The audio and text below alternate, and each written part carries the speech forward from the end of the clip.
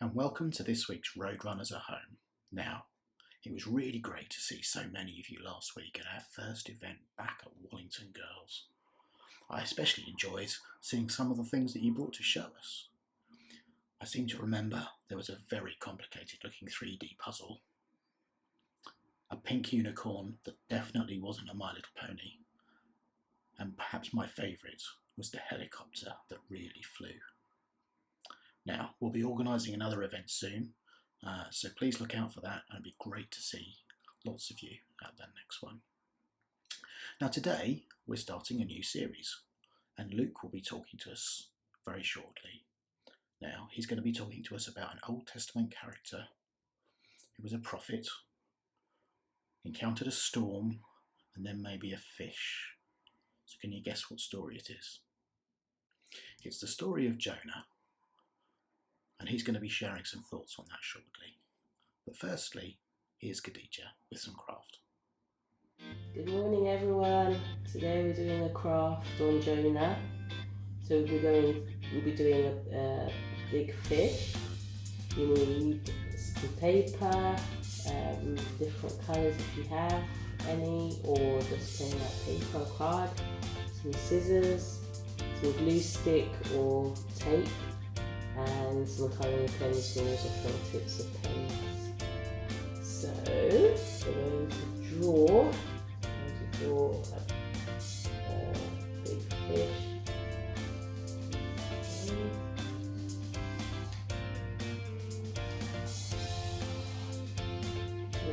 We'll just use darker pens that will come out.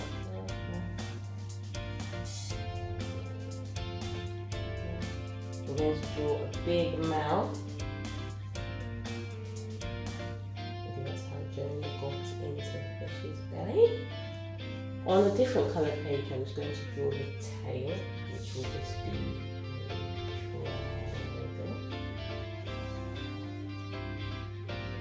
we're going to cut these out. You might want to use a ruler so it's straighter.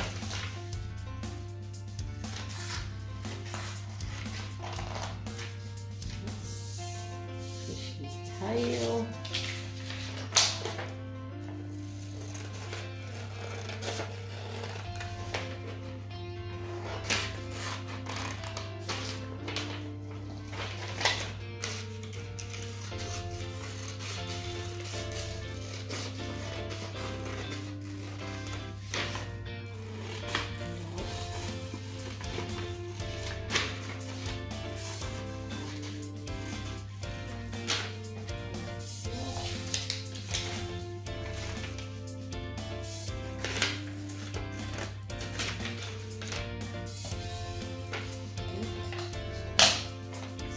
I'm just going to take the tail this way, take the tail.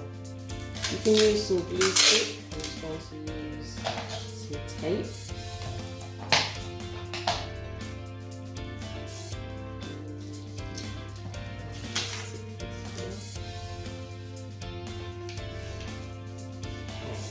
So you use your felt tips and pens. So what we're going to do, you can colour in the fish and design it however you like. Some eyes there. You're going to write down or scribble different things, mistakes that you've made that you feel you've had a second chance or would like a second chance. Similar to Jonah when he was in the big whale's belly and he had time to think about what he had done wrong, and he did have a second chance because he didn't stay in the fish's belly forever. So what have you done that you would have liked a second chance, or you did have a second chance? I ate my sister's chocolate. I regretted doing so afterwards. But I was given a second chance. She was angry with me, but then we made up.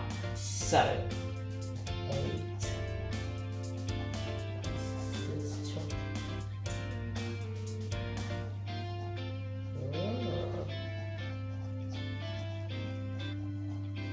And also I started to pray daily. I wasn't praying daily. I asked God to forgive me, and I gave myself a second chance, and I started to pray daily.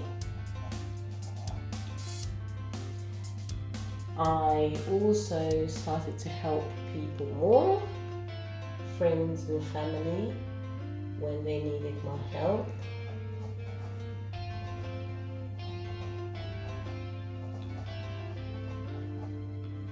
And also I started to smile more. So I was giving myself a second chance at making myself happy. So think about everything that you like to give yourself a second chance, and you like God to give you a second chance. And what else can you think about? Well, I'll leave this up to you to complete what you do. And I like to see lots of different creative designs, and you can keep this somewhere where you can see it every day and you can remember that it's okay to give yourself a second chance, and also you can pray to God for a second chance, just like Jonah did, and think about all of the things that you did wrong.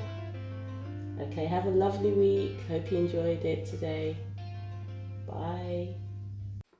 Good morning, welcome to Roadrunners. So today we are talking on the first part of our new series, and we are looking at the book of Jonah. In fact, we're looking at the very first part of Jonah. Now, it's an interesting story for those of you who don't know. It's all about a man who gets told by God that he needs to go and tell a certain city that they need to stop what they're doing. They're doing things wrong, they're offending God, it's getting all messy, and they need to stop and ask for God's forgiveness. You might think, okay, not too bad, interesting, probably could do it. But the back context there is these people are known as probably the most violent, scary, dangerous people that ever lived at the time.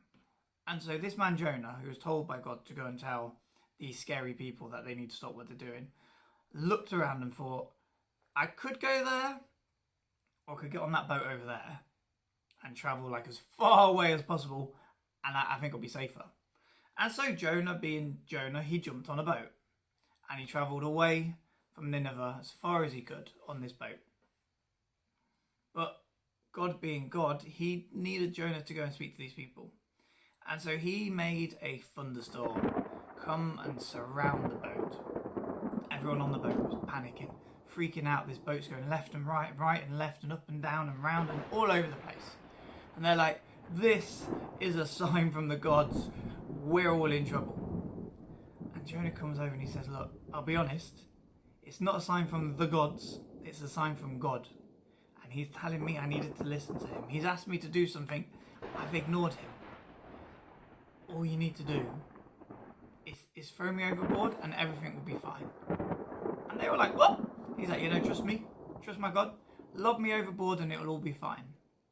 I'm guessing there was probably a lot more conversation there, a lot more persuasion from Jonah's part to convince this whole crew to throw him overboard. But in the end, they pick him up and they throw him into the sea. And the moment he touches the water, it's still. The rain has stopped. The thunderstorm, the lightning, the waves, still. And the Bible says all these men turned to God and started worshipping him. Now, the rest of the story of Jonah gets swallowed by a whale, ends up being spat out near Nineveh, and ends up telling the people they've done wrong. The people listen to Jonah, they stop, they ask for forgiveness, and then Jonah gets annoyed because Jonah wanted to see them punished because he didn't like them anyway, and so on and so on and so on and so on. Read the story. It's a whole little book. It's not very long, 4 or 5 chapters. Give it a read.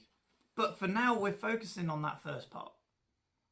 You see, Jonah had been asked to do something and he did the exact opposite. I don't know about you, but I can think of many a time I've been asked to do something and instead of doing what I meant to do, I've done the opposite.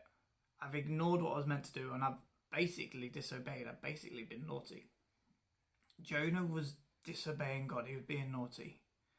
And yet God used that to convince a whole boat of how amazing he was.